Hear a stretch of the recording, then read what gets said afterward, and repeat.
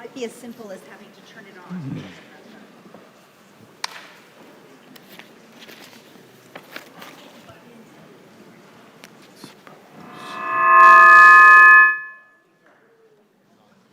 It's on now.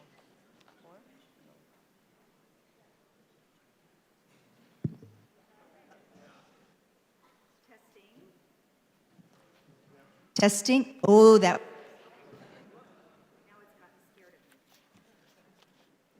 Testing. That sounds good. Okay. One.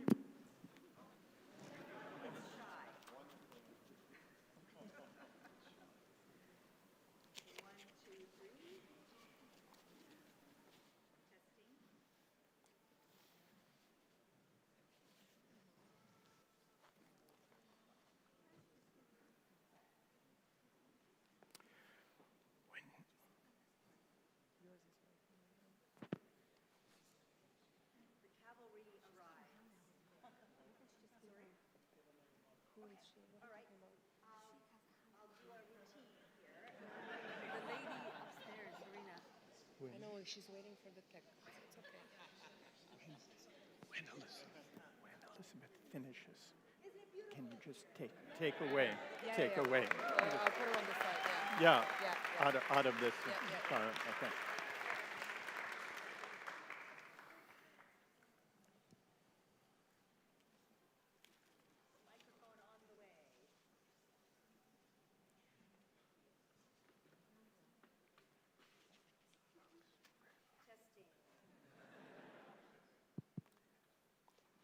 They all worked perfectly this morning. So, oh no. You know how that is. Okay. No, this doesn't.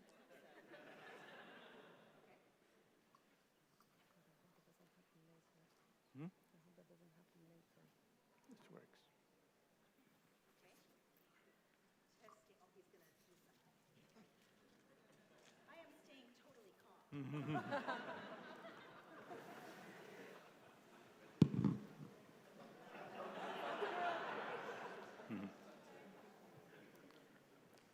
Good afternoon. Good afternoon, everyone. Is that better? Can you know? No? I'm seeing both vigorous nods and vigorous shakings of the head, so confusing input from the audience.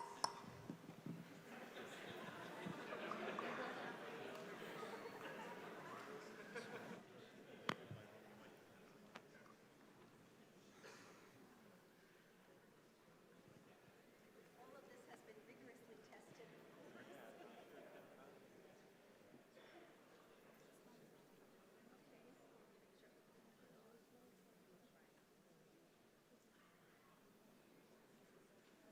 Testing.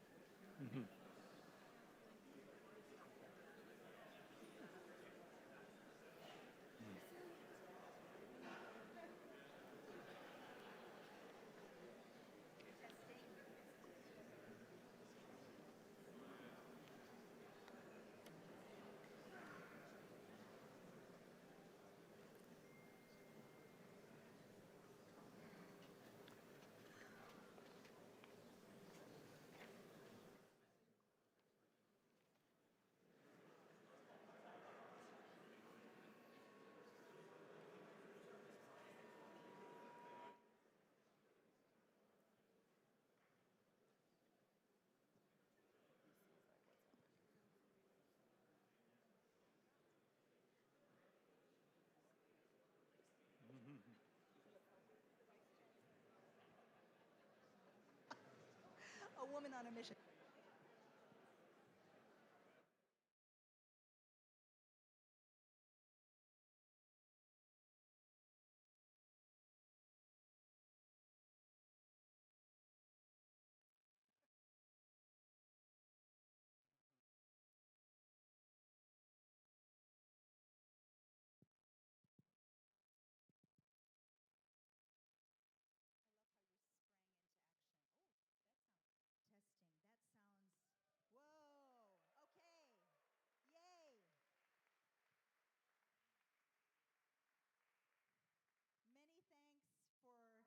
You know, this magnificent building was not exactly built for microphones.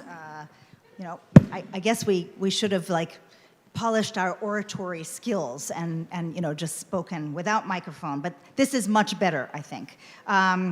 So welcome back.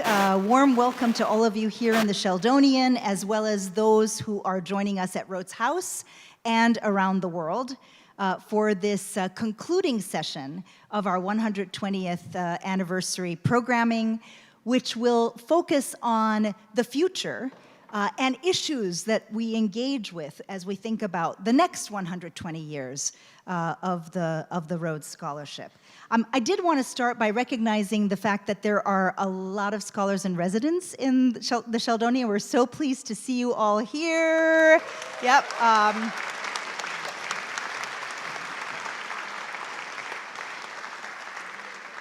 And also to say that we've had some incredible scholar volunteers and leaders as a part of this this whole reunion. And I did want to give a shout out. I have no idea if they're here, but I especially wanted to give a shout out to Kenza Wilkes from Bermuda. Is he here?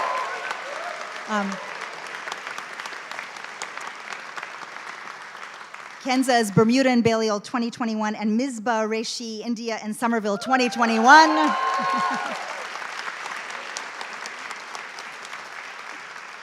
They have worked incredibly hard on the kind of scholar programming, as well as the volunteer efforts that they have put throughout the time that we have been together. Also want to just take a moment to welcome our Chancellor, Lord Patton of Barnes. We're really delighted to have you here, although he refused to sit in his chair. I was kind of disappointed that we couldn't talk him into that. So we are all in for a treat in this next session. It's my great pleasure to, very briefly, but to introduce, because I could spend a long time introducing Michael, but to introduce Michael Sandel, Massachusetts and Balliol, 1975. Michael is the Ann T. and Robert M. Bass Professor of Political Theory at Harvard University, where his course, Justice, has not only engaged generations of Harvard undergraduates and broadened their thinking and sparked their imagination, but has also been viewed by tens of millions of people around the world. Basically, everyone else who studied philosophy at Oxford is thinking, wow, I've never done anything that's been, viewed by tens of millions of people. But I love how Michael has taken his philosophical training and brought it to the public sphere in a way that goes back to some of the early roots of philosophy as a civic activity that engages the broader community. And he is also the author of, I think, I may have lost count, 12 books, including Liberalism and the Limits of Justice, What Money Can't Buy, The Moral Limits of Markets, Democracy's Discontent, and a book that is quite relevant to the session he'll be leading with all of us this afternoon, The Tyranny of Merit. So please join me in welcoming Professor Michael Sandel.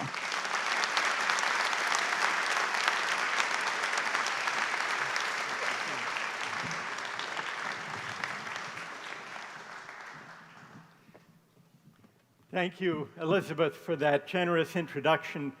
Thank you all for being here. We are having a debate in the round because this is not a lecture really, it's a kind of a forum. And Elizabeth, you've given me a daunting assignment to lead a debate about meritocracy in a theater full of Rhodes Scholars. It's a bit like asking the Argentine championship football team whether they approve of the World Cup. It's also, ours is an intergenerational dialogue, yet another aspect of the challenge and the opportunity. We have a large cohort of scholars in residence. They're young, vigorous, idealistic. And we have us Rhodes alums. How shall I describe us? Not ancient, no. Seasoned, how about that? Now,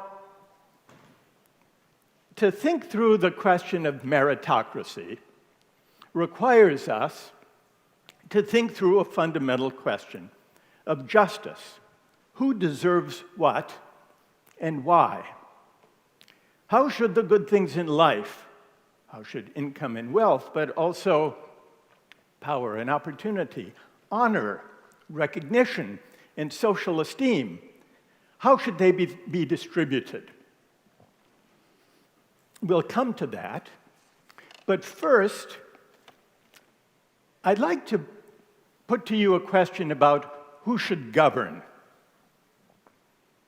In the mid-19th century, the philosopher John Stuart Mill had a proposal about who should govern, who should have the right to vote. He favored universal suffrage for women as well as men. He thought everyone in a democracy should be able to vote. But he also thought it was important that those who were well-educated have the greatest influence. And so he proposed a system of plural voting. The number of votes a citizen received would depend on how well-educated that person was. So, for example, an unskilled laborer should get a vote, 1 vote, a skilled laborer, 2, a supervisor, 3, a trader or a farmer, 4, professionals, lawyers, physicians, members of the clergy, they should get 5 or 6. And graduates of universities, those with degrees, should get at least 6, maybe 7. Because Mill thought it was important that we be governed by those with the greatest knowledge and understanding of public affairs. Imagine how many votes he would have given Rhodes Scholars. 17, maybe. He had a proviso, which was that if you didn't have a degree, but if you were very knowledgeable, you should be able to take an exam, an impartially administered exam, and if you did well enough, you too would qualify for the maximum number. I'd like to begin our discussion by seeing what you think of John Stuart Mill's proposal. More votes for the better educated.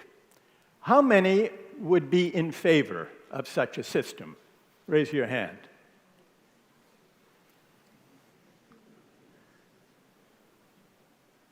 I don't see very many hands. Here in the Sheldonian Theatre, I see only about 3 or 4 hands. How many are opposed? I assume everyone else. All right, now, to begin our discussion, let's hear why. Almost everyone is opposed. What's wrong with John Stuart Mill's scheme? Who will begin our discussion? We'll begin with the scholars in residence. Yes, and tell us your name. We'll bring you a microphone.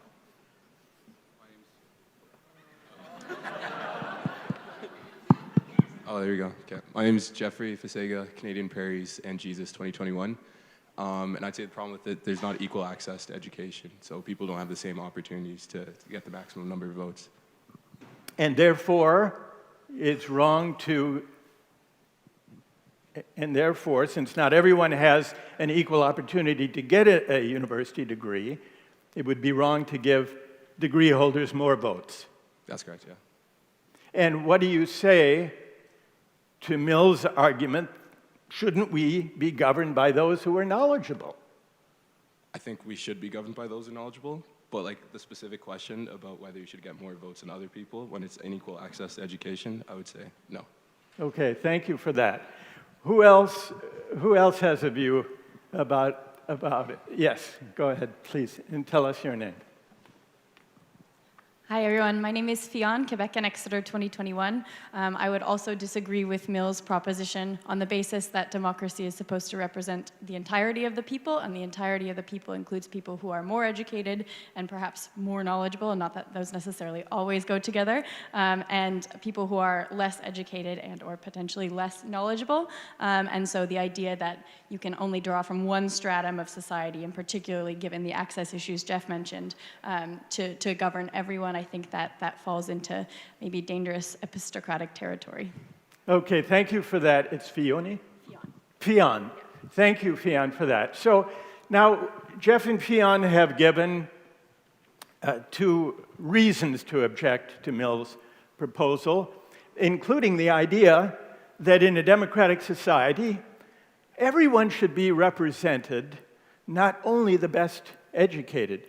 And Fionn, what do you say to the idea that well-educated people, if they're knowledgeable and if they're concerned about the common good, they can represent everyone? Why not?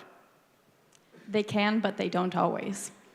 And they aren't necessarily better equipped to represent everyone than other people would be. I mean, we don't get taught in an educational institution how to represent everyone. We get taught ways to critically reason and to critically analyze information, and I think those can be skills that can help us represent everyone, but they're not necessarily inherently trained to have that specific function. Okay, thank you for that. Is there anyone here who would like to defend John Stuart Mill's proposal against the arguments we've heard from Fionn and Jeffrey? Anyone? Yes. I think that And my name is Mike Williams. I think the difficulty with a qualified franchise is how you draw up the qualifications. It's impossible to draw up qualifications that everyone is going to agree with. hold it close. It's impossible, just hold it a bit closer, they tell us. It's impossible to come up with a set of qualifications that you're going to get agreement on. It's impossible to come up with a set of qualifications, Mark says, that everyone will agree on, but holding a university degree, can't we? Don't you think that qualifies someone to govern well? Be one of the criteria, yes. There have been experiments in this and they haven't worked. For example, in Rhodesia, there was a qualified franchise and it didn't work because of the way it was drawn up. It could have worked, but it didn't. So it doesn't sound like you're offering a robust defense of John Stuart Mill. I think you need to sit down and think very hard. And Right. I don't think his analysis is particularly relevant in the society today. All right, well, let's ask, thank you for that. Let's turn to society today and the system of representative government that we have. Now, what proportion of citizens, let's say in Britain and the US, and in most Western European countries, hold a university degree? Anyone? Just call it out if you have. It's around a third. 30 to 35%, which means that the vast majority of people do not hold university degrees. 2/3 to 70% or so do not. Now let's look at the educational profile of representative government. What percentage of members of parliament in Britain have a university degree? It's close to 90%. Only 11 or 12% in Britain, in Britain's parliament, do not have a university degree. In the United States Congress, the pattern is even more pronounced. In the US Senate, 100% are degree holders. Many of them have law degrees besides. And in the US House of Representatives, the People's House, only 5% do not have a university degree. And the numbers are similar in most European countries, in Germany, in the Netherlands. It's around 10%. Now, what about this system of representation, the educational profile of members of Congress? Virtually none of our fellow citizens who who are without university degrees find themselves in national legislative bodies or parliaments. Let's take a vote on this one. How many find this objectionable and how many do not? How many find it objectionable? Raise your hand if you do. And how many do not?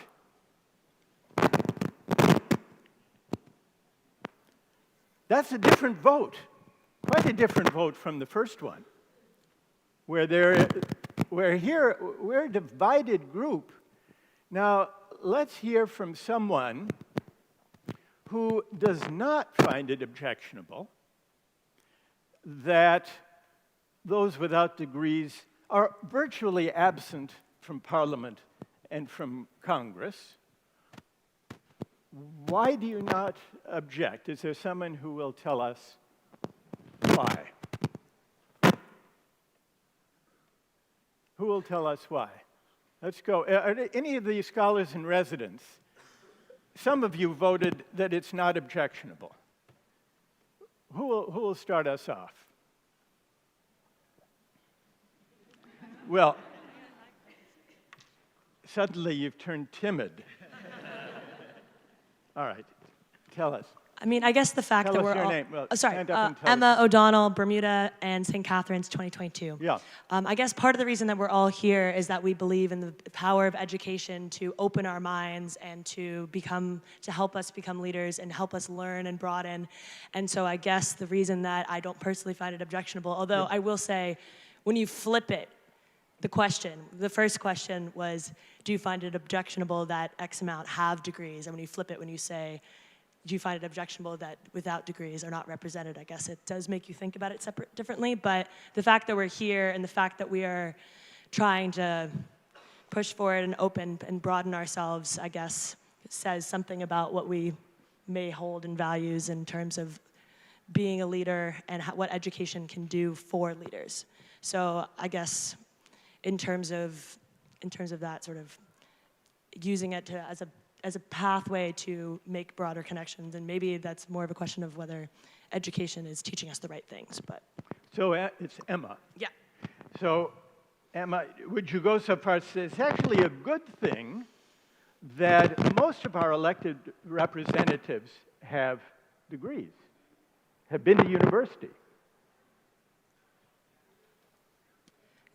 Yeah, I would say that in terms of that they can, if they're using what they've learned to critically analyze and using what they've learned to help process new information and include people along the way with kindness, then yes, I don't see that as a problem, and I don't think it could be a good thing.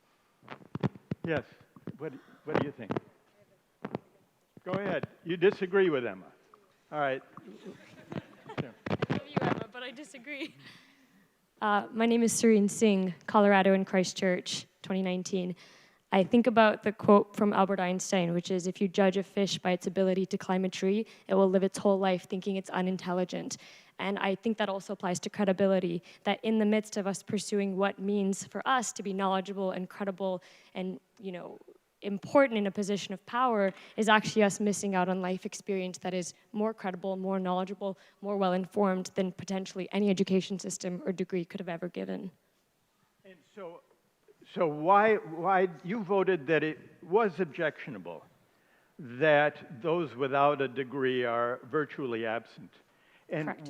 what exactly, what do you say to the argument that better educated people should govern? Well, I think I take issue with the definition of education. In our current system, we understand education to be a degree or an understanding of an institution that represents you. But I think the modern day education expansiveness is really about experiences, and it's the ability to connect with individuals who understand the actual on-the-ground challenges that our top-down officials are trying to solve. I cannot, no matter what education I get, understand the life experience that many of the policies are trying to actually get at solving. Would you say, Serene, that the education you've received and that you are receiving here at Oxford does not equip you to govern? I do believe that the purpose of my unique stance and positionality as a student that has been given this opportunity to study at Oxford has also informed me of the importance of bringing people along in my journey to solving problems. So I don't believe that I single-handedly should hold up the torch and solve the problems of the world, but rather to bring along people that can better inform me and use the networks and connections that I have to actually attack the issues of the world. And one more question, Serene, if I could. Of course. You voted against the current system, and you also voted against John Stuart Mill's idea of giving more votes to the well-educated. Correct. Do you see your position as more consistent than the many people in the room who voted against giving plural votes to the educated, but who don't object to the lack of degree holders in parliaments? Well, I think part of the disparity between the first question and the hands in the room and the second and the hands in the room is a little bit of the unique disciplines that us Rhodes Scholars come from and the backgrounds from which we are able to address problems. I do believe that there are certain issues and challenges that must be addressed, that an education system that is well integrated and grassroots and on the level of the people that are experiencing whatever those issues might actually be bettered because of that person's degree. But I do think that there's many other ways to get life degrees, and it doesn't necessarily have to be through an Oxford education. Great. Thank you for that. Thank you for that. Now, a lot of finger clicks for Serene, which makes me want to hear from someone who disagrees with Serene. And who disagrees with Serene and would like to offer a reply? Yes. Stand up if you would and tell us your name. Does that work? Yes. Okay. Yeah, very good. David Clem, Germany in Hartford, 1995. I would argue that the John Stuart Mill proposal is wrong because if you give multiple votes to those best educated, there's an inherent danger that they govern in their own interest, predominantly. If you give everyone a vote, and then they freely elect those who are best educated to represent them, then you have a control against that danger. And you could argue that the best educated know best, but you protect against them governing in their own interest by making sure that regularly there's another vote where everyone can vote and can vote them out of office. Now, it's John, is it? David. David, I'm sorry. David, would you say that the members of Parliament or the Bundestag or the Congress, now disproportionately with university degrees, do you think they resist the temptation to govern in their own interest? I give you that point. Thank you.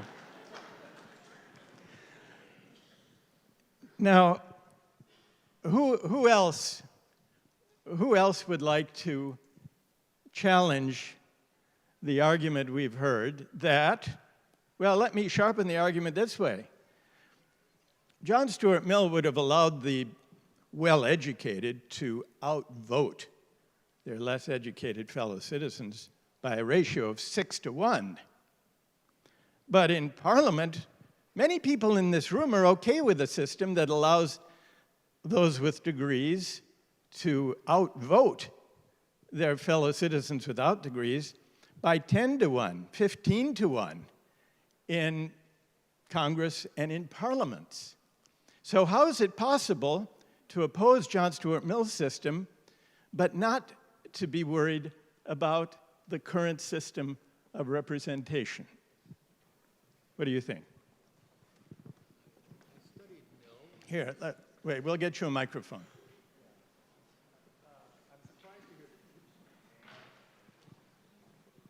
All right. Go ahead, use mine. All right, thank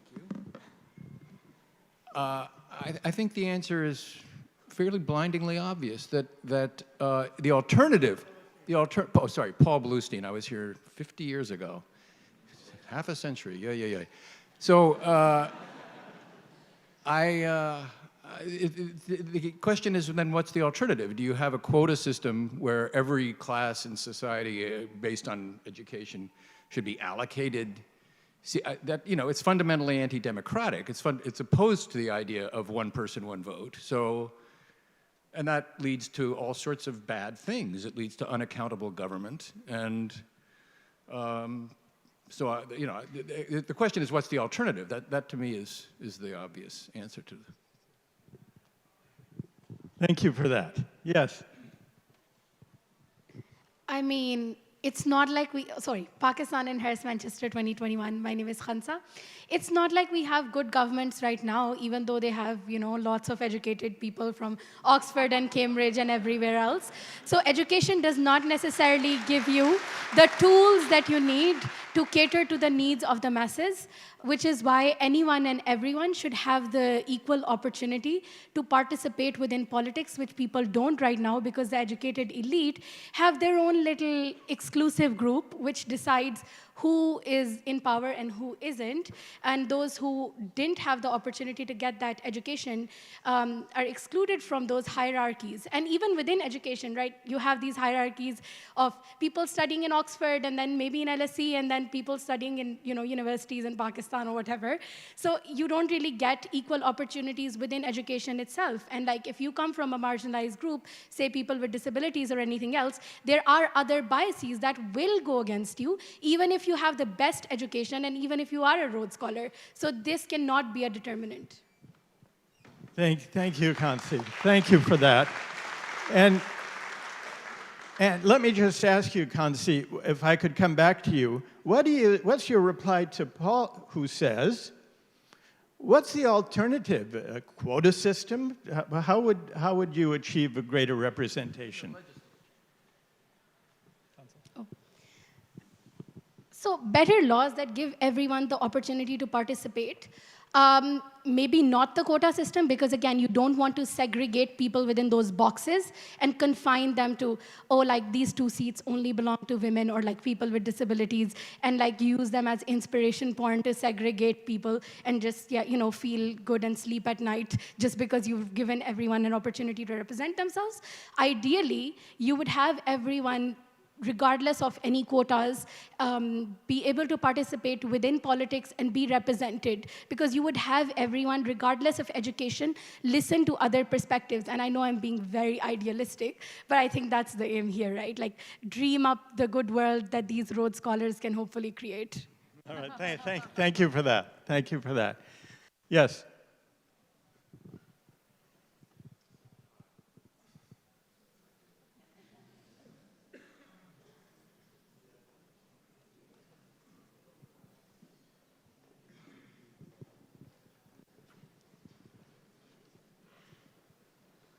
Testing. Oh, it's working.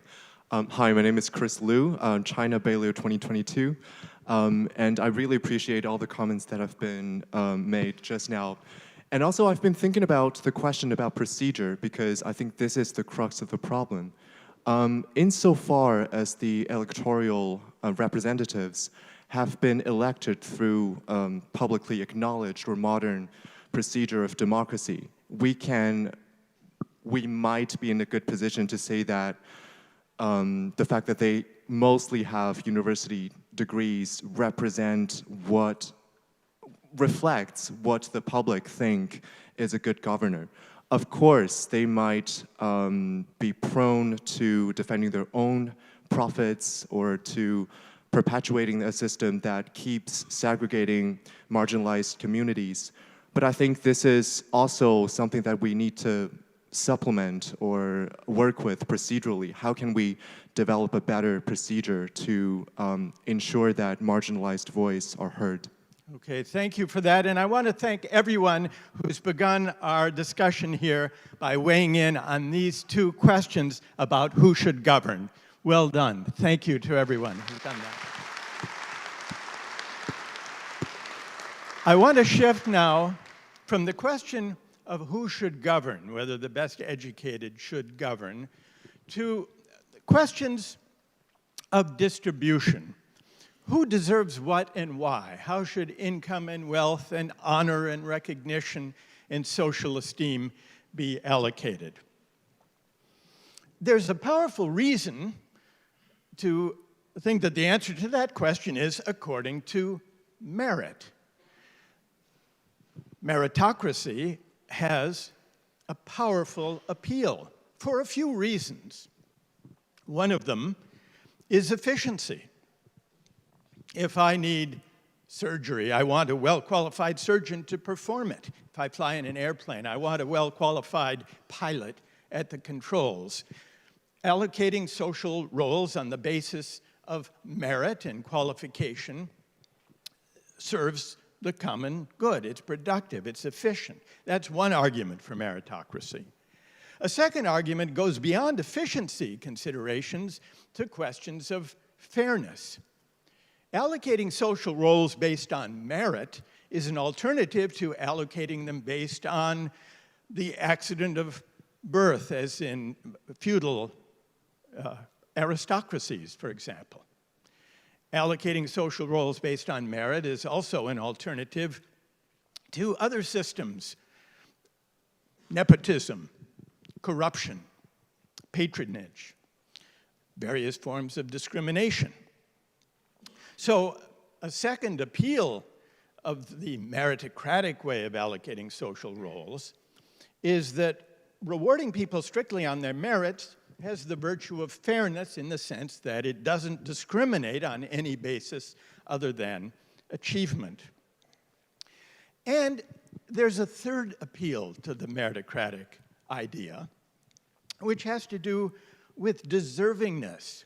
If we know that whatever we achieve in virtue of our merit, our qualifications,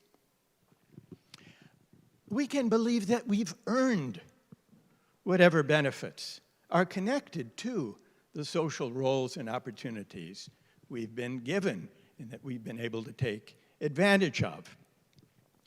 At the heart of the meritocratic idea is this: insofar as chances are equal, the winners can consider that they've earned their winnings. So, efficiency, fairness, but also moral deservingness, all argue for the principle of meritocracy, allocating social roles and rewards based on merit. Now, there's an important qualification to the meritocratic principle insofar as chances are equal. And we know in our societies that's not true. Chances are not truly equal. Children born poor tend to stay poor as adults. Upward mobility, though we valorize it and aspire to it, is not so easy. There was a study done by the OECD about the chance to rise in OECD countries, to rise from how many generations would it take, given mobility rates, the study went, to rise from the bottom 20%, not to the top, but to the middle, to the median. In Denmark, it would take 2 generations. Quite a lot of mobility. In Britain and the United States, it takes 5 generations. 5 generations to rise even to the median. We see this in elite universities. in the US Ivy League universities, despite generous financial aid policies that offer free tuition and room and board to anyone from families in many of these universities, to anyone with a family that earns less than $85,000 a year, and in a few cases, $100,000 a year. Free tuition, room and board. Despite all of this, there are more students in these places from families in the top 1% than there are from families in the entire bottom half of the country combined. So chances are not truly equal. And never mind the Ivy League, if you look across the 100 most selective colleges and universities in the United States, the percentage of students in these places who come from the top 25% of the income scale, 70%, most of them. The percent who come from the bottom quartile, 3%. It's not only mobility and access to higher education, but it's also reflected, the lack of equal opportunity is reflected in mortality rates. In the OECD, a 25-year-old university-educated man can expect to live, on average, 8 years longer than his less educated peer. For women, it's 4.6 years, less of a gap, interestingly. So not only with mobility, but also with mortality, chances are hardly equal. But we know that. I'm not telling you anything you don't already know. The question for the principle of meritocracy is this. We could simply say, well, if the problem is chances aren't equal, we need to try to ensure a more genuine equality of opportunity. And that would be a good thing. But the question I'd like to put to this group is this. Suppose we succeeded in creating a perfect meritocracy. Suppose we somehow managed to bring about a society with true equality of opportunity, not just formal equality of opportunity. So if we imagine the image of a race, it isn't just that everyone starts the race at the same starting line. But suppose we were able to create a society where everyone begins the race at the same starting line, but having had access to the same training, the same good coaching, the same support from teachers and parents, the same good running shoes, health and nutrition, then everyone starts at the same starting line. True equality of opportunity. Suppose we could bring about such a society, a perfect meritocracy. Then would you say that the winners deserve their winnings? That's the question I'd like to put to you. But to make it more concrete, let's imagine earnings that are attached to various roles in our society today. Think of the best high school teacher you had, the best teacher you had in school, the most inspiring, the one from whom you learned the most. In fact, chances are you can remember that teacher's name. Am I right about that? Even the Rhodes alums can remember that. I can remember my best teacher in school. Now, what is the pay? What, in today's terms, we could say is a teacher's pay? Roughly. It varies one country to the next. But what would it be? 80, some say 40,000, some say 80,000. There will be a difference one country to the next, something in that neighborhood. Now let's think of a very high earning role in our society. Someone who makes a lot of money. Let's let's imagine, take some of the star athletes. We were talking about I mentioned the Argentine football team. So let's think of Lionel Messi. How much does Lionel Messi make? Huh? It's about 130 million a year. It may count endorsements, but still. And Cristiano Ronaldo makes even more now that he's signed a new contract. He makes $269 million with his new contract. So here's the question. Let's imagine that these earnings resulted against the background of full equality of opportunity, of the kind that we're imagining at least. Would you say that Lionel Messi deserves to make more than 1,000 times what your best teacher makes? How many say no? Messi doesn't deserve to make 1,000 times more than your best teacher. And how many say yes, he does? All right. Not, a handful of people. Let's hear from someone who says that he does. And tell us why. Why? We'll begin here. Yes, we've got a microphone. Hi, is it working? Yeah. Hi, I'm Karina Hong, China, Hartford, 2022.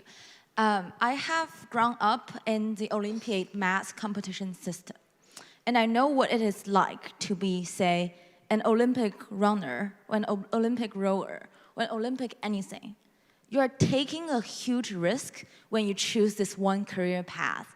And this is why the star athlete is deserving more outcome than the teacher, because he or she's taking a much larger risk. The more risk you take, the more revenue or profit you might be making. And the risks are painful. The star athlete could, break his knee and never be able to run or walk again.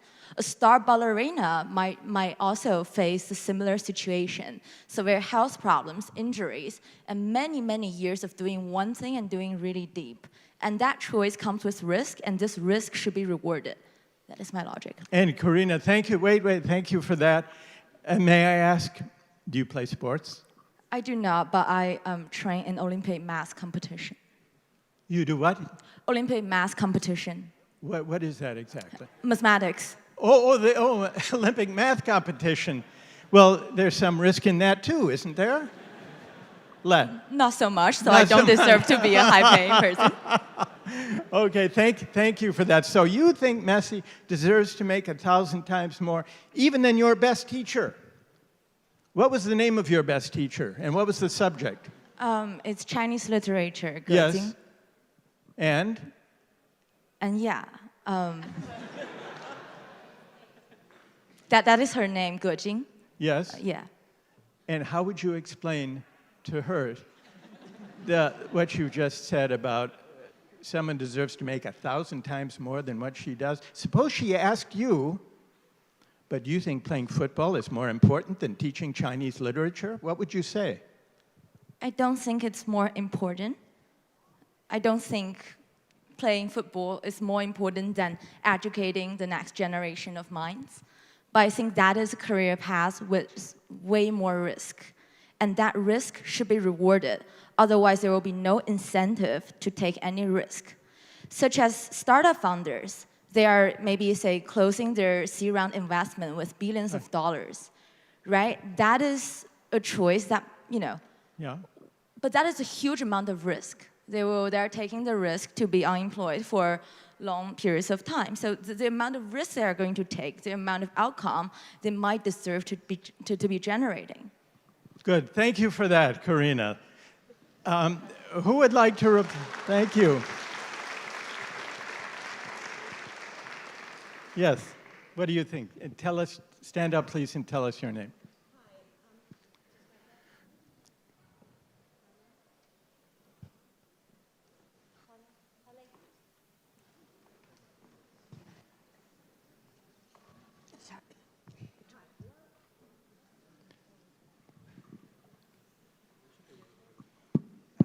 think it's working now. Testing. Hi, I'm Namukale Onam, Zambia and Exeter 2005. I agree with Karina, but from a different perspective as an economist. There's the law of supply and demand, and the supply of Messi's is very, very short because... Right. Yes. Yes, so there's, Messi's, Olympic medalists are in short supply because of the amount of effort and risk that they take to get to where they are. And therefore, from that perspective, if you want to be able to see somebody do a triple flip that nobody else can do, then you're going to have to pay for it. And, and wait, keep that. Sure. It's Nabikali? Yes. If you want to see someone doing a triple flip, you better be willing to pay. Do you really want to see someone that badly do a triple flip? It depends, because again, it's about supply and demand. Who is demanding to see that? So if I want to see somebody make that triple flip and I can afford to do that, then I will pay the price. Yes. And do you think that the triple flip is as valuable as teaching Chinese literature? They're completely different. And again, when I wear my economist hat, you've got luxury goods and you've got Which is the luxury here, by the way? Well, education is a basic need. Yes. And seeing somebody do a triple flip is a luxury. And therefore, it should be paid more. Well, not necessarily because it's a luxury, but because of the amount of effort that goes into that experience. Well, you've made 3 arguments here. One is about effort, one is about supply, and one is about demand. Yes. Yes? All right. Can we take up those 3 arguments? Sure. Okay. First, on effort. Wait, no, but we need to leave. We need to let them become. I feel like I'm getting into a dark hole right now.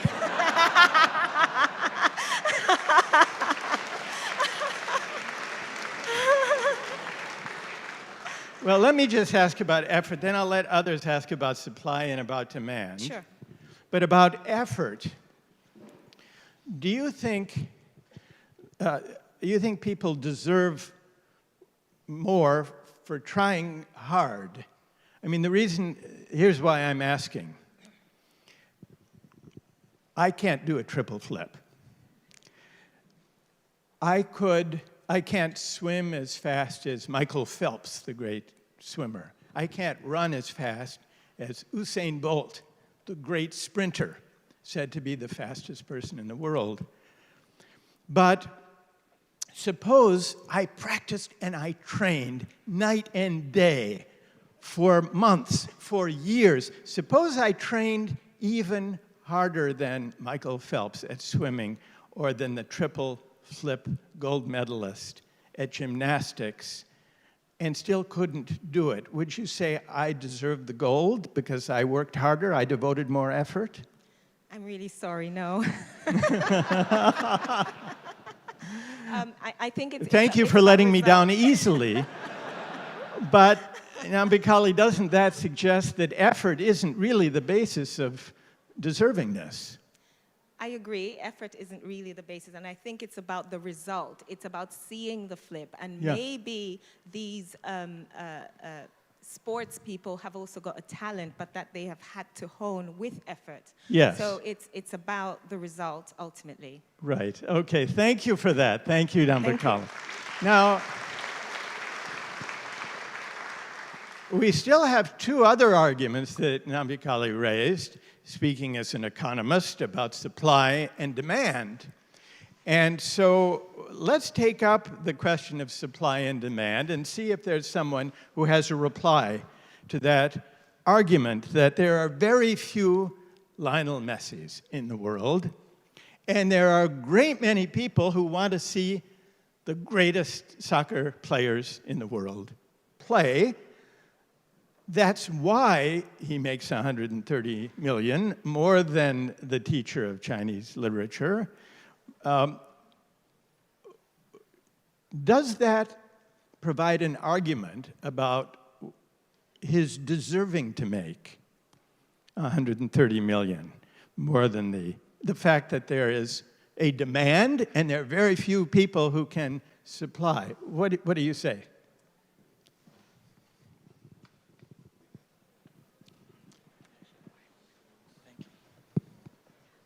Hello, I'm Justin Haddad, Ohio and Balliol 2022. And I think it was mentioned that you have a book called The Moral Limits of Markets. Yes. Yes, I do. I do. I think and feel free to quote from it at length if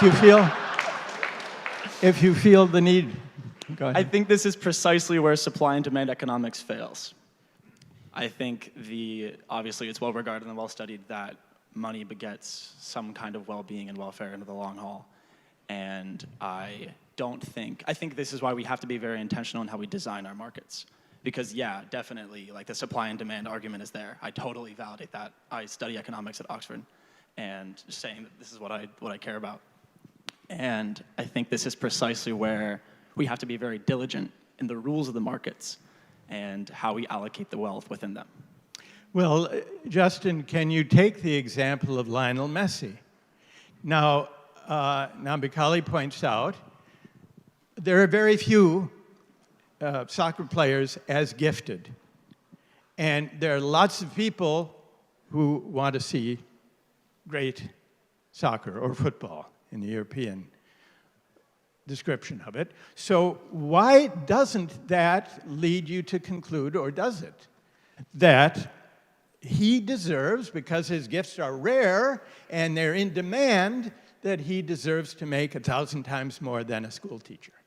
Yeah, I like audibly groaned at the deserve part of the question, because I think the deserve part is where we get tripped up. Yes. Because if you look at the free market supply and demand of football, then yes, absolutely, this is like what the market will tell you Lionel Messi is worth, right? And I don't think that's the right question to ask here. I don't think the right question is, what is the amount of money that he engenders via playing football? I think the right question is, given an economy of fairness, how much money should he be making? Okay, so do you disagree with Justin? Go ahead. I think that the problem is that Here, stand up and we'll get you a microphone. I think the problem is, I agree that the word deserve implies lots of things. It implies that more money is better than less money, and if you get more money, you're more deserving. And I think the markets have nothing to do with what you deserve, but I think there are others. My daughter is working with a sustainable farm in India this summer, and the woman she works with gives her money away because this money is bad. I don't want money. I want to use it to give money to the blind person down the street, and I feed them every day.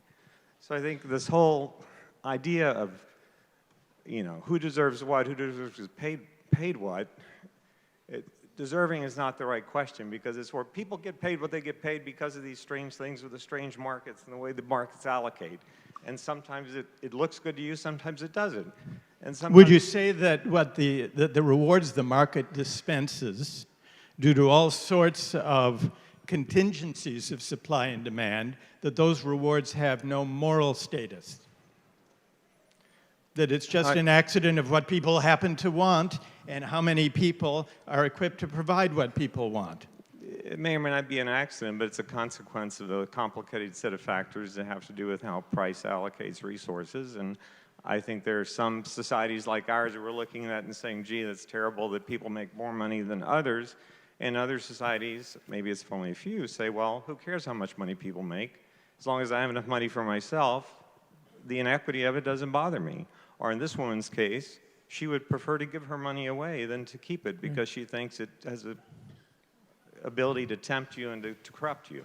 Great, thank you for that. I want to thank everyone who's joined in. I know there are others who have views about this, but those who have joined in the debate so far have helped us clarify two objections to the idea that even in a pure meritocracy with true equality of opportunity, the winners would deserve the winnings. Let me see if I can identify the two counter-arguments that have emerged. Well, they have to do with supply on the one hand and demand on the other. First, supply. The fact that Lionel Messi is such a great football player has partly to do with his effort and hard work, we agree, but it also has to do with his athletic gifts. But if the idea of meritocracy is that people deserve to be rewarded on the basis of what they can control, what they have done, then it's hard to see how the good luck or the good fortune or the accident of my being blessed with this or that talent, this or that skill, is my doing. It's not Messi's doing that he's a gifted athlete, though he works hard to cultivate his gifts. It's his good luck.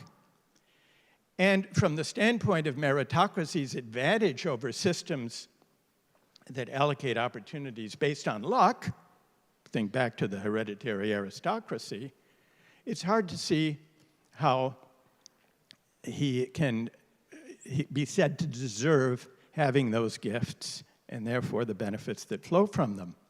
Now, what benefits flow from them, that gets us to the question of supply. Is it Messi's doing that he lives at a time and in a society when football is greatly prized and rewarded, when everyone wants to see football matches? Or is that too his good luck?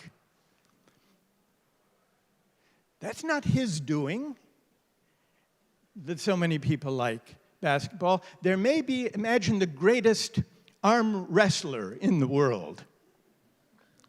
The greatest arm wrestler in the world may be as good at arm wrestling as Messi is at football, but nobody wants to pay very much to see that arm wrestler display his or her talents. Now, is that the fault of the arm wrestler? No, it's the perhaps bad luck of the arm wrestler, that there's not much demand for that kind of thing, except maybe occasionally in a pub you can, win a pint by doing that. So there are two contingencies, one to do with supply, one to do with demand, that seem to undercut the idea that people deserve what flows, even in a fair competition, from the exercise and display of their talents and gifts. And this carries a broader significance beyond the field of athletics, maybe closer to home, which is, I'm lucky to have whatever talents may enable me to flourish in this society, given what people want. But can I really say that having those talents, or living at a time and in a place where they're prized, is my doing? Not really. But if it's not my doing, then it's hard to see how I morally deserve the fruits of their exercise. Two objections to the principle of meritocracy. I'd like to raise, first, I want to thank everyone who got us going on this discussion about talent and supply and demand. And then I would like to mention a final problem with meritocracy that is not about justice exactly. It's about something else. And for this, let's look at the shape of our public life. For decades, the divide between winners and losers has been deepening, poisoning our politics, setting us apart. This has partly to do with growing inequalities of income and wealth, but it's not only that.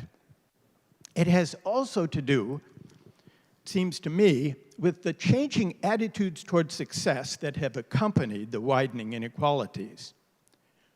Those who've landed on top have come to believe that their success is their own doing, the measure of their merit, and by implication, that those who struggle, those left behind, must deserve their fate too. This way of thinking about success arises from a seemingly attractive principle, the principle of meritocracy, the principle that says, insofar as chances are equal, the winners deserve their winnings. Now, we've discussed the fact that chances are not truly equal, but we push through to the further question, if they were, then would the winners deserve their winnings? And we've already considered at least two reasons to question that idea. But here's the third. It has to do with these attitudes towards success. A meritocracy that teaches that our success is our own doing if conditions are right leads to hubris among the winners and humiliation for those who lose out.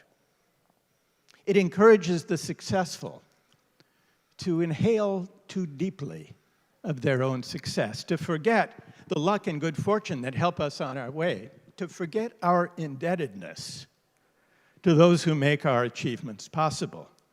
And sometimes it leads us to look down on those less fortunate than ourselves. One of the most, if we come now to the current moment, one of the most potent sources of the populist backlash against elites is the sense among many working people that elites look down on them. And this, it seems to me, is a legitimate complaint. Because even as globalization brought deepening inequality and stagnant wages, its proponents offered workers some bracing advice. If you want to compete and win in the global economy, go to university. What you earn will depend on what you learn. You can make it if you try. What these elites failed to see was the insult implicit in that advice. The insult was this: if you didn't go to university, and if you're not flourishing in the new economy, your failure must be your fault. It's no wonder many working people turned against meritocratic elites. Don't misunderstand me. Encouraging people to go to university is a good thing. Broadening access who can't afford it is even better. But the mistake is to assume that individual upward mobility through higher education is an adequate response to inequality. That was the mistake. And if that's right, then we should focus less in our public discourse and in our educational and economic policies, focus less on arming people for meritocratic competition and focus more on making life better for those who may lack a diploma but who nonetheless make important contributions to the common good through the work they do, the families they raise, and the communities they serve. And this means renewing the dignity of work and putting it at the center of our politics. In recent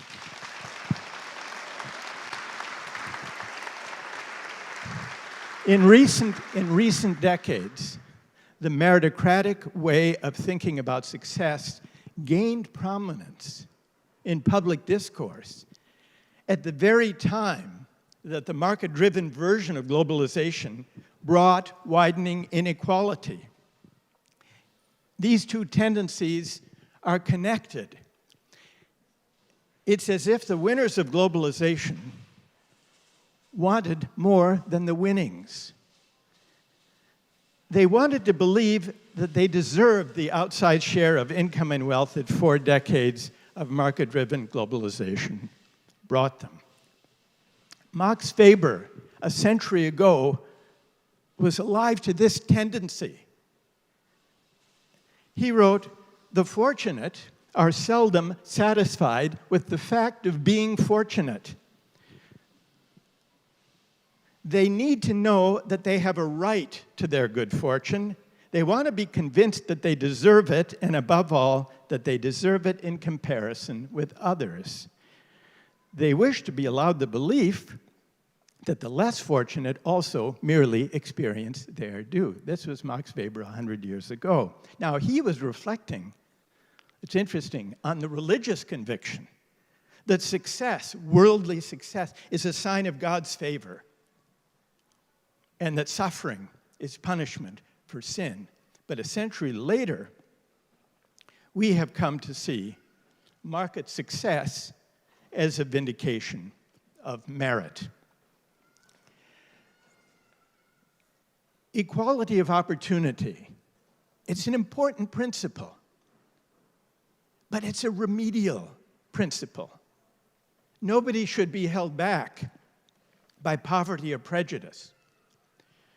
But even a society with perfect equality of opportunity would not be, for reasons we've discussed, a just society or a good society. Now, it's often assumed that the only alternative to equality of opportunity must be a sterile, oppressive equality of results. But that's not the only alternative. The other alternative might be described as a broad democratic equality of condition that enables those who do not achieve great wealth or prestigious positions to live lives of decency and dignity, developing and exercising their abilities in work that wins social esteem, sharing in a widely diffused culture of learning, and deliberating with their fellow citizens about public affairs. Some might think that what I've offered is an argument against the American dream, but I went back and I looked at the person who coined the term the American dream. He was writing in the 1930s during the Depression. James Truslow Adams was his name.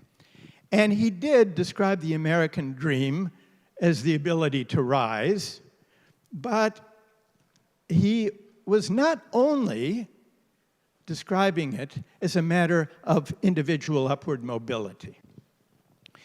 The American dream, he thought, was about achieving a broad democratic equality of condition. And as an example, he pointed to the US Library of Congress. And here's what he wrote about it, what impressed him about it. As one looks down on the general reading room, which alone contains 10,000 volumes, which may be read without even the asking, one sees the seats filled with silent readers, old and young, rich and poor, black and white, the executive and the laborer, the general and the private, the noted scholar and the schoolboy, all reading at their own library provided by their own democracy. Adams considered this to be the perfect working out and a concrete example of the American dream, the means provided by the resources of the people themselves, and a public intelligent enough to use them. And he said, if this example could be carried out in all departments of our national life, the American dream would become an abiding reality. We do not have much equality of condition today. The public spaces that gather people together across class and race and ethnicity and faith are few and far between. Those who are affluent and those who are of modest means increasingly live separate lives. We send our children to different schools. We live and shop and work and play in different places. This isn't good for democracy. Democracy does not require perfect equality. But what it does require is that people from different social backgrounds, different walks of life, encounter one another in the course of their everyday lives. Because this is how we learn to negotiate and to abide our differences. And this is how we come to care for the common good. So part of any project of renewal, it seems to me, requires reconstructing the civic architecture of a shared democratic life. What finally of meritocracy, the subject of our quite lively debate here in the Sheldonian today?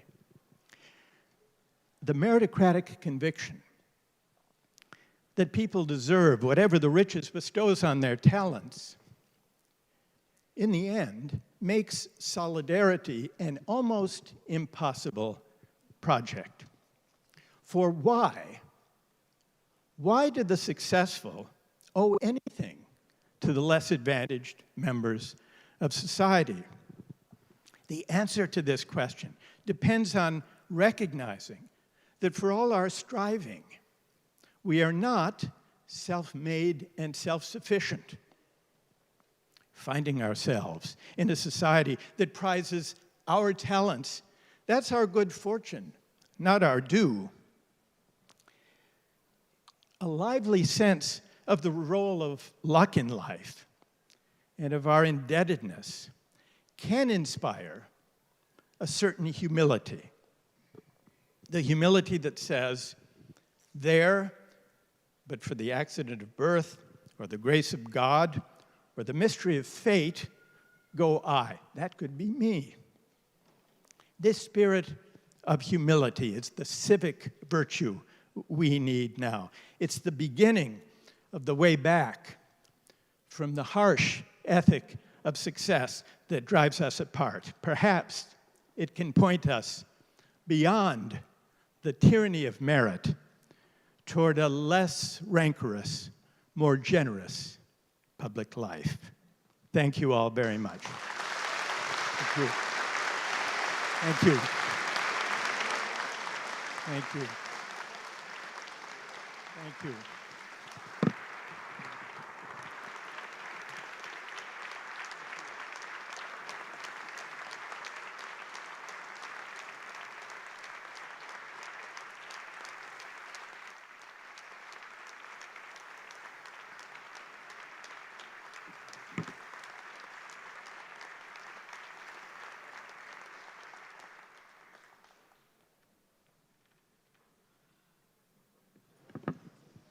Thank you so much, Michael. As you can tell from the audience response, that was an incredibly invigorating and thought-provoking and meaningful conversation. And thank you for modeling that kind of public discourse in our quite diverse generationally and geographically community. And I know you have given all of us a great deal of food for thought, so thank you. Thanks. Let's give Michael another round of applause.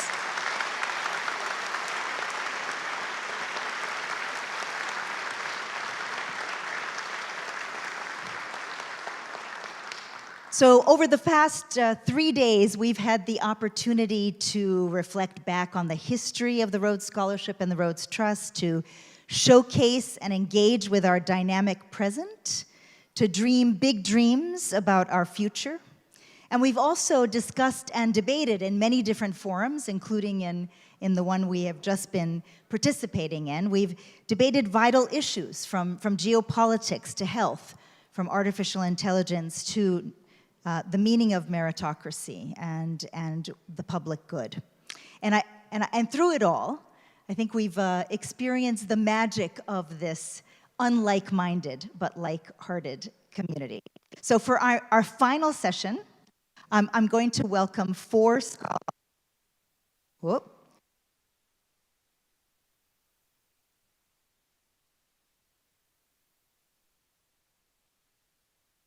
Thank you. 1 second as well. Okay. Yes. Thank you, Nanak. I'm going to welcome 5 scholars up. If you guys can come up and take a seat, and then I will introduce you. Please put your hands together.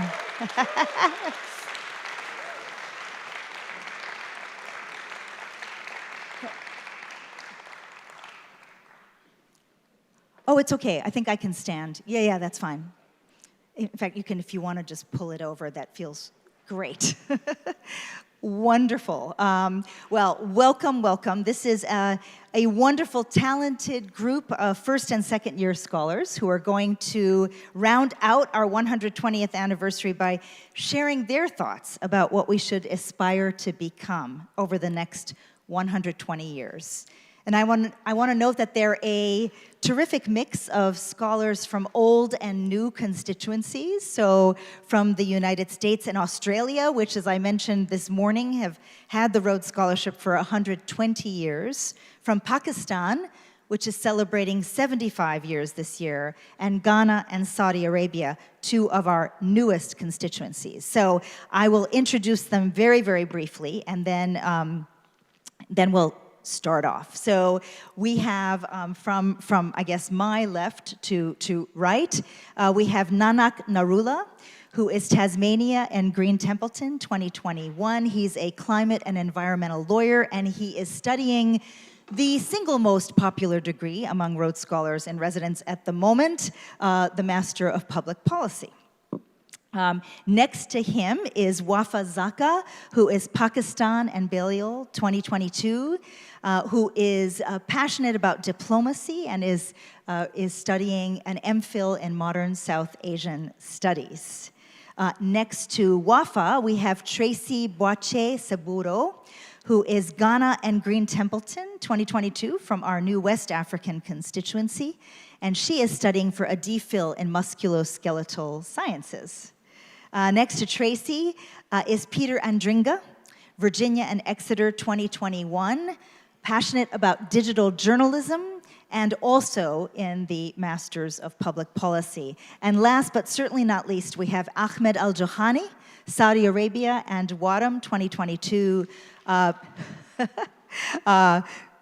Big shout out from your fellow Saudi scholar there, who has a passion for healthy ecosystems and is reading for a DPhil in biology.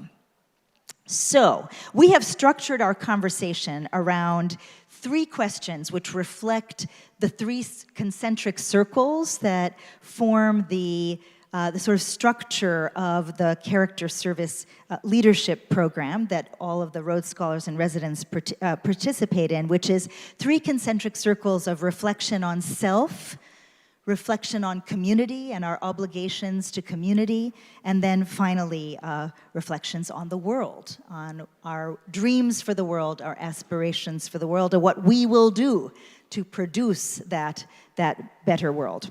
So I'm going to begin by asking each of you to share one word or phrase that describes the Rhodes Scholar experience for you today.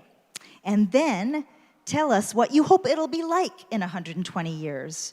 What are your hopes for your successors from the Rhodes class of 2143, who, may be avatars or chatbots, or we don't know, but what will their experience be like in Oxford? So let's start with Nanak, and we'll go down. Thank you, Elizabeth. Sounds like this is working, which I think is a success already. So I guess when I was reflecting on the word for today that reflects my experience, the word becoming was the one. I realized Michelle Obama beat me to it, but I still felt it represented my experience.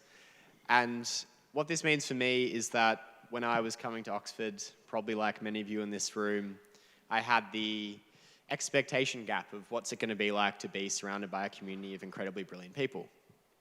And what I found is that there is definitely the sense of imposter syndrome. There's definitely the sense of being surrounded by absolutely incredible people in their work that they do, in the way they show up in their friendships, in the way they are in communities, and that's a source of inspiration, but also that they help me to identify the things about myself that I really value and to find my place in a community like this. And I think it's been really beautiful to have that experience over a couple of years of feeling the deepening bond in such a diverse group that's been drawn from around the world. I think the one thing I would hope for my future 2143 compatriots is to bring in more of the intergenerational dimension of that community, because some of my richest experiences have been when that has happened throughout the community at Rhodes. So last year I was very lucky to go to Patagonia on a Rhodes-funded hike. Shout out to Tom Barron, if he's in the room, for funding it, and also Ben Wilcox, who leads the hike. And in the midst of that insanely scenic surrounds, you know, there are autumnal trees, snow falling. It was an incredible experience, but what I really took away from it was being surrounded by scholars throughout the years, spending time with Ben, and then Tom also came to visit, and similar experiences where there has been that intergenerational learning. And I think, at least for me, I think there aren't that many spaces where you have that intergenerational connection. So I'd really hope that that's built in to the experience you have when you're in residence more consistently. Wonderful. Thank you, Nanak.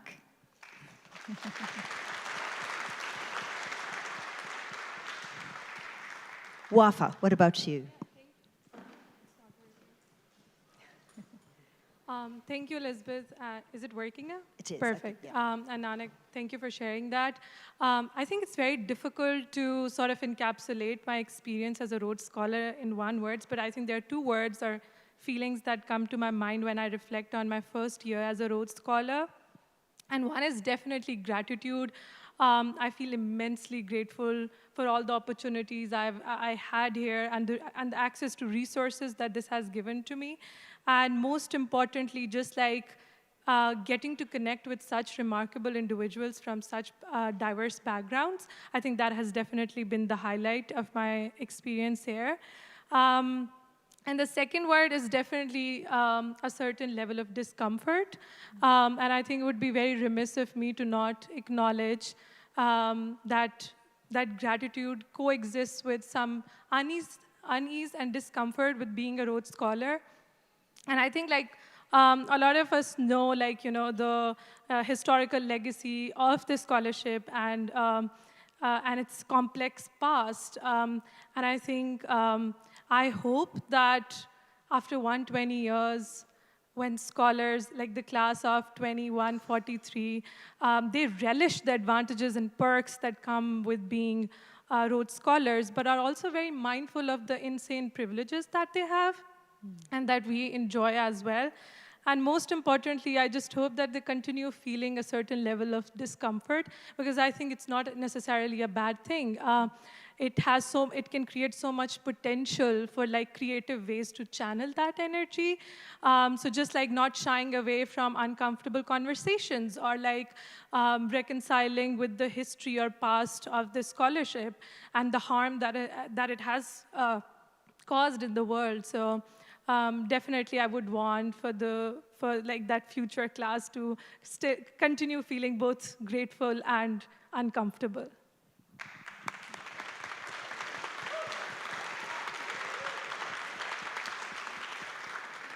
Tracy. Thank you, Elizabeth. Thank you, Elizabeth, for the question. I think for me, the phrase that captures my experience so far is a luncheon rocket. And so I think I've never in my life dreamt that I would be, such an opportunity would be graced to me. I am eternally grateful to be here and to have such an opportunity like this, to be able to live my dreams and to be able to be launched towards the future ahead of me. And so for me, I am very grateful. This past day has been some of the most exciting conversations, intense arguments about things we disagree on, and also a lot of laughter and a lot of shared foods together. And for me, it's absolutely wonderful. And all these parts of the community make it what it is. But I hope that for the coming class, for the incoming class in the next 120 years, that they would be able to appreciate the wealth of our shared values, the wealth of our differences, the wealth of our agreements, our disagreements, and what makes us individuals. And I hope that they will be genuinely interested in other scholars and where they are from, and they'll be genuinely interested in making partnerships and friendships with people that are different from them, and not only people that look like them or are like them or think like them. And for me, I think that is what I would hope for.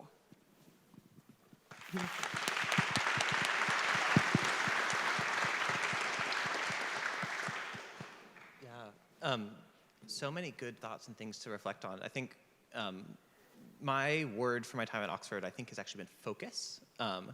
And before being here, I was working in political journalism, a space that, at best, the predominant personality type is a squirrel on caffeine pills.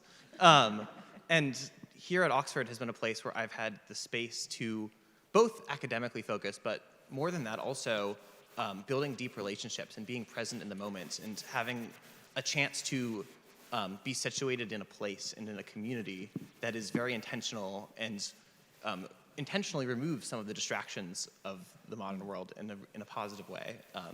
And so when I think about the next 120 years, I think the challenge and the opportunity for Oxford is how can it maintain that focus and that sense of being removed from time while also not being insular by expanding its borders and bringing in more and more voices to this place while maintaining its really valuable trait of watching the world around us and examining the world around us with great care and great focus.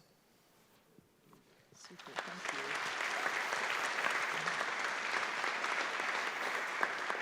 Ahmed.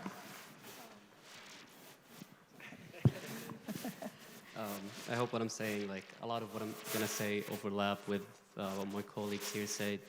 But I wanna say that the Rhodes experience to me is inspiring and supportive.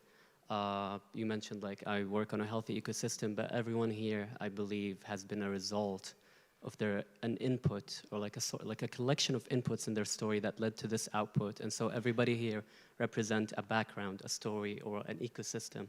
And getting to know these people, getting to share that experience with these people has been so inspiring and supportive to my experience in terms of pushing myself to my limit and even beyond that.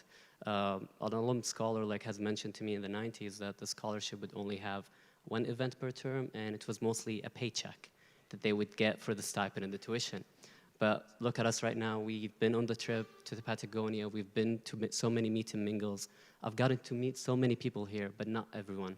So I'm hoping in the next 120 years, the word cohesive can be added to the description. And all of us can represent one singular community working towards, as we keep saying, fighting the world's fight. Thank you.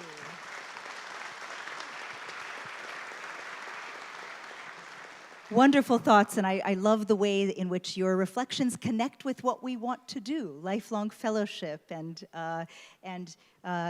community in the face of difference, and gratitude as well as discomfort.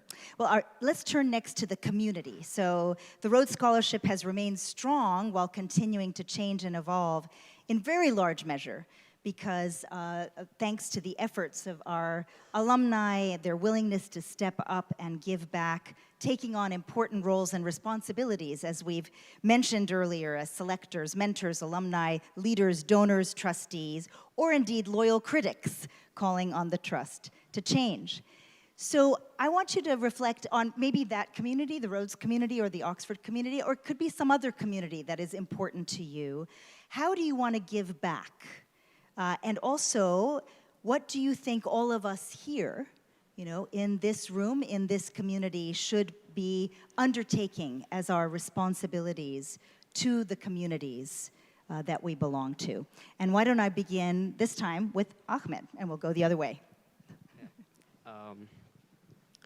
I guess it's my chance to show my gratitude for this event. I have connected with so many alumni, as Serene has said. We gotta know from experts that will inform us on how to change the world and know more about it. So I'm still in my first year, I'm still learning a lot, but I'm hoping to become an expert in my field and actually cause an impact in this world. And I'm hoping I don't have to wait for another anniversary to come to connect with such great alumni here. I'm hoping that I will stay connected to this community and still show the upcoming scholars what a great opportunity it is for you to have this scholarship and how can you give back for your own community and your own individual selves or background. Yeah. Thank you.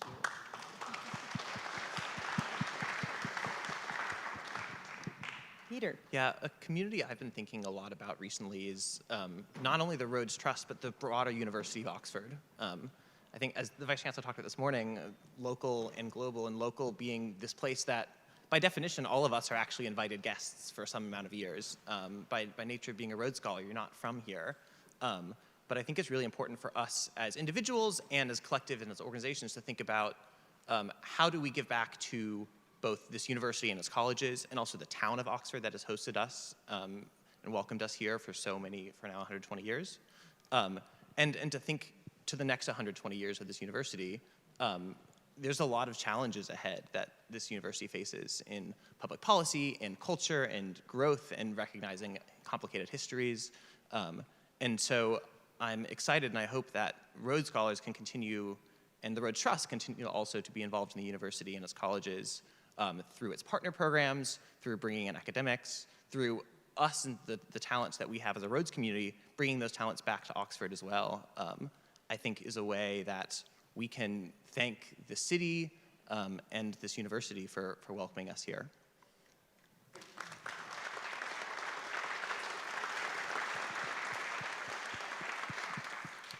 I think Peter has encaptured everything I wanted to say on the first question. But for the second question, as in what's our collective duty to the scholarship, I would like to put forth something I've been discussing with you, Elizabeth, as to the duty of Rhodes Scholars into giving back to the African continent, knowing the history of the wealth and how it was, how the wealth came about. And so currently, these ideas are not my original ideas. I got them partly from Professor Mutambara, an old Rhodes Scholar, and he put forward that Cecil's grave lies in Zimbabwe, and through imperialism and conquest, Zimbabwe and Zambia were named Rhodesia, and Southern Africa has suffered immensely from those activities. But you have just 2 Rhodes Scholars coming from Zimbabwe and 2 coming from Zambia.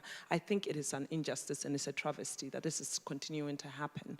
And I think that the trust is on the right path to correct this mistake. But if we are to make any meaningful change around the world, it should start with this scholarship and in this community. What are we doing here?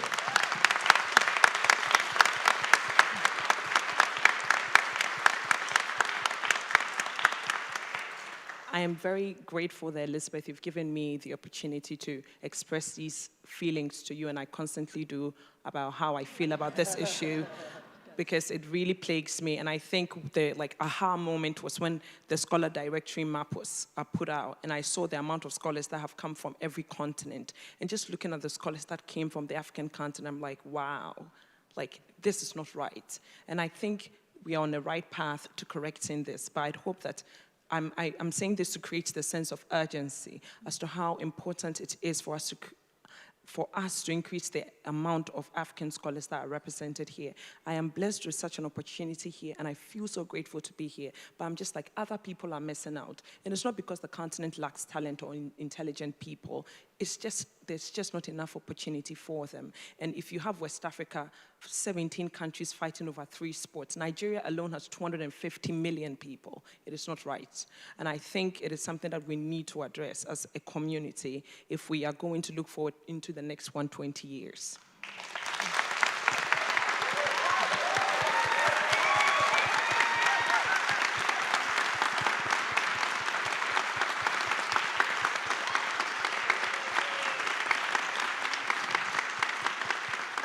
Thank you, Tracy, for that challenge to our community. I should say, I think this is music to the ears of Namukali, who is our Zambian National Secretary. So thank you. Wafa. Thank you so much, Tracy, for sharing that, and I totally agree.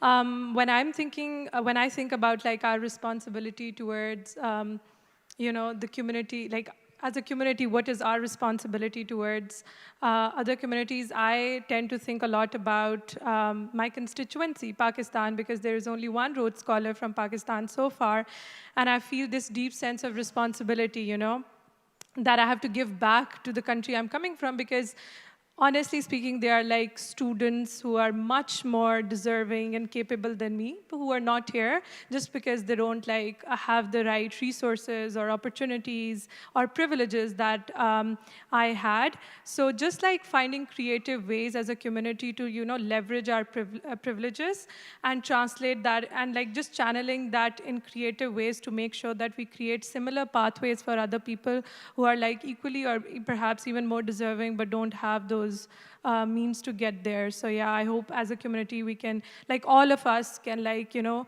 give back to our respective constituencies and the countries that we are coming from. Yeah. Thank you, Wafa. And it may be an appropriate moment to share that we just need to close one final gift, but I am quite confident we will be fully endowing a second Pakistan Rhodes Scholarship in time for the next round of selection. So,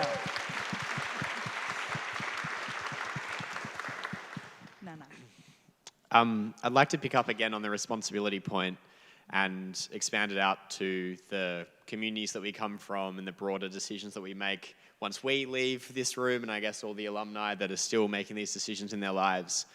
Because I do firmly believe that by dint of the opportunity that we've had, the education we've received, that there is a responsibility that attaches to that. That's part of the basic contract, is that you invest in your communities and you do contribute to public service. The big caveat, or I guess the important point to note, I think, is building on Tracy and Wafa's comments, is that what that looks like for each person as the diversity of the scholarship has grown will also look incredibly different, as it should. And that should be deeply grounded in multiple histories. The history of the Trust is one that is based on the exploitation of parts of Africa. The history of different constituencies, as, say, an Australian scholar, I'm conscious that in our country, the Rhodes Scholarship doesn't carry the same stigma it carries in other countries, and I think that's an inappropriate outcome. I think that then the society basically approaches it through the lens of meritocracy that we've heard about today. And I think there's also obviously the personal histories of all the scholars. Some people do have financial considerations or communities they have to care for that might affect their decisions, whereas others of us have more degrees of freedom in the ways that we express our choices. And so I think on that, the way I think about responsibility is with those concentric layers of history, but us as now the beneficiaries of that opportunity being the ones to advocate for that complexity and also for those lives of public service to whatever degree. Thank you.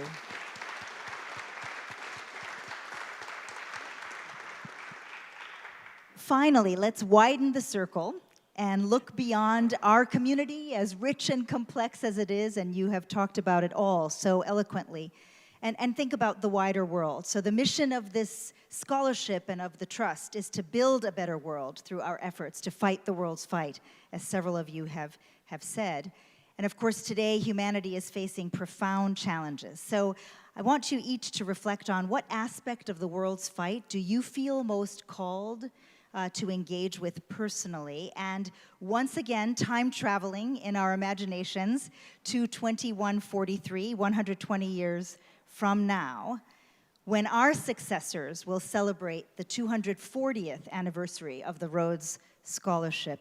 What impact do you hope that Rhodes Scholars, individually and collectively, will have made on the world? So I'm going to popcorn it now. I'm going to start with Tracy and then ask you each to popcorn it to the next person rather than me picking who speaks next. Okay, thank you, Elizabeth. Personally, I'm doing research here in genomics and expanding genomic technologies to the developing world, and I think that looking forward into medicine and healthcare and the relationship between the global north and the global south and how we collaborate on research, I'm hoping that in the years coming, we will be able to build sustainable research capacities in the developing world so that they will be able to catch up with the advanced countries and will be able to perform research, as precision medicine really is the future. And genomic medicine is just advancing so rapidly that we would be able to extend these technologies to the developing world, and they will not have to depend on the West to be able to conduct research. And I think this is a very niche thing, but then on a broader scale, if what area of life, whatever you're doing, which people are not a part of the conversation, which people are not being included, which people have been forgotten, and I do think these questions are very important. And I say this because I attended a presentation on genomics about this leading leading group on women's reproductive health, and it was dealing with uterine fibroids. They presented the research, and uterine fibroids are more prevalent in women of African descent, no matter where they're from in the world. And none of the research participants were women of African descent. And this is a world-leading group in this particular field of medicine. And I just thought, wow, nobody thought to include this group of people when they're the most affected. And they said themselves that this particular disease is more prevalent among this group. So I do think that when we're in our quest in academia and whatever group of people are affected the most, we should make sure that they are included. And I think it's very important.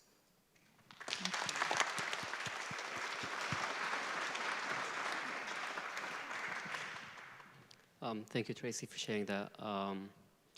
Part of what I work on is promoting biodiversity, and biodiversity can be a vague word if I describe it to people back home. I'm from Saudi Arabia, and so I come from a long line of, from my mom's side, local fishermen, and from my dad's side, local shepherds. So they are well, really knowledgeable about the nature or the status of nature around us. If you ask them about anything, any species around, they would have the name for it. Not necessarily the Latin name, but they would know the history behind it and how it does it behave and how does it breed. And so what I'm hoping that I will achieve in my PhD and beyond that is I want to involve people in my communities. Me and my brother are one of the first ones in our family to pursue a university degree, but that doesn't mean we are very knowledgeable about the nature of the world around us. Those people have spent their entire lives around this ecosystem. And I know I keep using that a lot, but it's part of in every paper I read, kind of. So I'm hoping that eventually that, when people say we're going to achieve full recovery, what does full recovery really mean? Are we going to eradicate cities and bring back nature like it was? I'm hoping that we're going to achieve harmony with nature in years to come. Since 1970, which is when conservation biology was founded, we have lost around 70% of wildlife. So it's clear that there is something wrong going on, and we need to innovate this discipline. So I'm hoping that in the next 120 years, biodiversity and the status of nature will be recovering, not necessarily to full recovery, but it will be around us, and we're going to be living in harmony with it and more appreciative of it.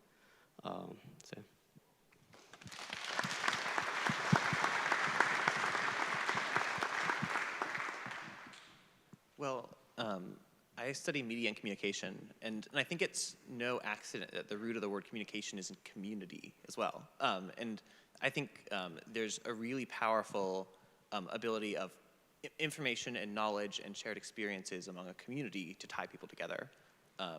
And so personally, I'm really passionate about finding ways that information and communications builds new communities and finds new voices and brings in people who were not given a platform in one sort of mass communications model, but have the chance to be engaged in a community communications model.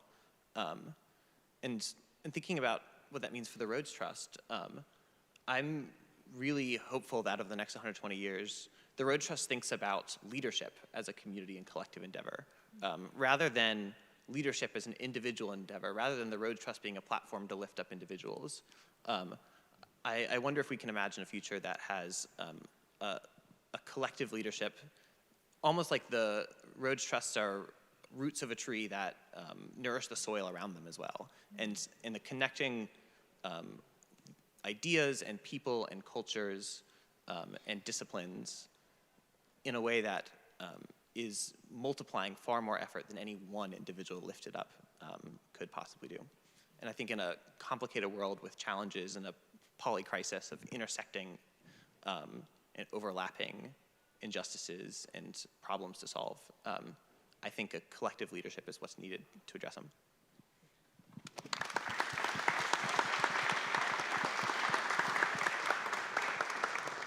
Thank you, everyone, for sharing that.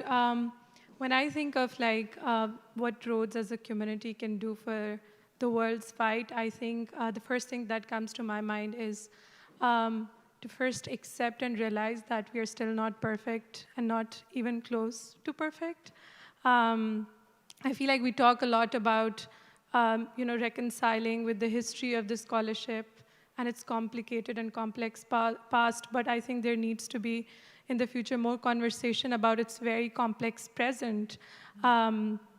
Because, like, for example, the Trust and like the Rhodes community is trying its best to, sort of reckon with Cecil Rhodes' legacy, but that sort of demands, a re-examination of modern-day apartheid and Israeli occupation. And the sad part is that my first year as a Rhodes Scholar, I couldn't spend it fighting the world's fight because I was fighting against the Trust and the institution. Because I still think that if we look at the 120 years of Rhodes history, it's mostly the students who are driver of this change and transformative change. But it's a lot of burden and it's exhausting. So I really feel, I really hope that in the future, after 120 years, class of 2043 students don't feel like it's just their responsibility, especially in the face of like institutional complicity, and that they are less burdened with this.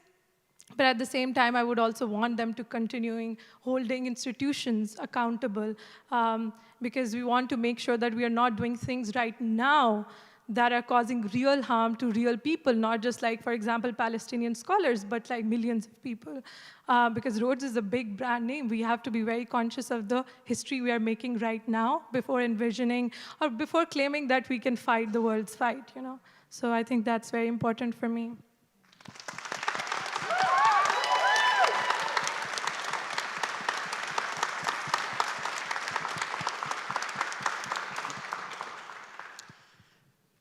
I think when I thought about this question of what do we want our impact to be in 120 years, firstly, working in climate change, I went to kind of dystopian future scenarios and thinking about, firstly, what does the world look like in 120 years, to pick on some of Ahmed's points, is that will we have a healthy planet? Then what does the university look like in that context? What does the Rhodes Trust look like in that context? So I think I'd be remiss if I didn't plug at least something the equivalent of a Bezos Earth Fund for the Rhodes. I don't know what that actually looks like, but what is the equivalent of us harnessing the things that are at our disposal? And that now is accrued reputation and brand, which is attached to this, but then also trying to find ways to decenter the experience of Rhodes Scholars as the ones that are meant to lead and solve those problems. And this kind of picks up on Professor Sandel's points, is that, we were speaking about this earlier, but instead of having a great man theory of the Rhodes Scholarship where they're meant to be leading from the front and being the ones that can avert these crises and address these things, obviously you can contribute to them in some part, but ultimately we only are contributing a very, very small thing in the scheme of time. We're building sandcastles which inevitably are still fighting against the tide. So where that takes me is having some humility about the collective impact that we can have. Absolutely agree with the comments about what that means is that we should really decenter ourselves, see who else needs to and can be brought on board, rather than this just being the platform from which we can lead from the front.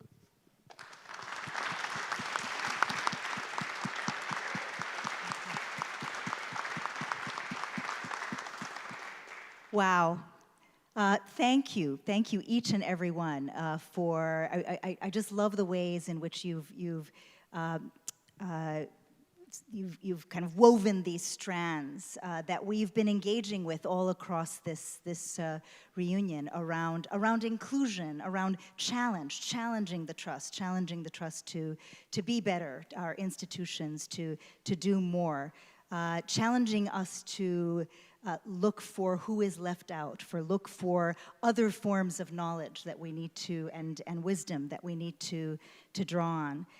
So I just want to, and of course humility, which was a strand across all of your comments, and beautifully ties in with Professor Sandel's conversation with us. And so as we bring this 120th anniversary celebration to a close, as we sort of think about that rocket launch, as Tracy was describing it, of looking to the next 120 years, I hope that you agree with me that the future of the Rhodes Scholarship is in very good shape, given these voices that we have just heard from, and all of the others who also spoke up and were a part of the dialogue, and how valuable it is, as several of you noted, for that conversation, for that joint action, that collective action, to also include all of us more seasoned Rhodes Scholars across the generations and around the world. So thank you all so much for being here. I want to give a shout out to everybody in Rhodes House and also around the world who's been with us. I want to thank all of you who've traveled from far away to near and far to join us, and Professor Sandel for that very, very invigorating and memorable conversation. And last but certainly not least, please join me in thanking Ahmed, Peter, Tracy, Wafa, and Nana.